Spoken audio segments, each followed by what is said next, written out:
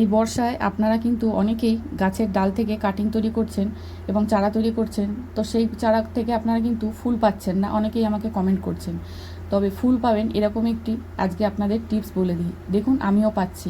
একটা সাদা জবা আর একটা নীল জবা আমি কাটিং করেছিলাম প্রায় 1.5 মাস আগে।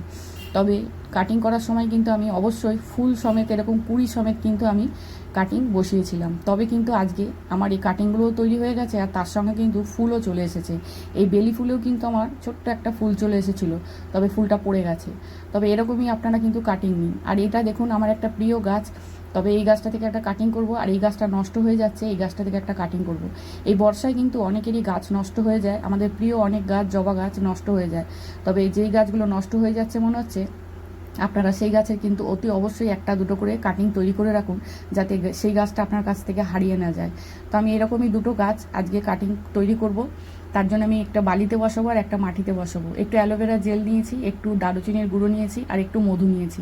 এই তিনটে একসঙ্গে মিশিয়ে আপনারা একটু মাটিতে মিলিয়ে নিন আর একটু ডালটার মধ্যে মিলিয়ে বসিয়ে দিন। হ্যাঁ, অনেকেই এখন বলবেন এগুলো দরকার নেই, বর্ষায় এমনি বসালেই হয়ে যায়। তবে আজকের টিপসটা হচ্ছে, যাদের জন্য আমাকে বলেন আপনারা যে আপনাদের হাতে গাছ হয় না দিদি, আপনার হাতে খুব ভালো গাছ হয়, তাদের জন্য আজকের এই টিপস। এইগুলো মিশিয়ে আপনারা বসান, 100% আপনাদের চারা তৈরি হবে। ডালটায় অবশ্যই মোম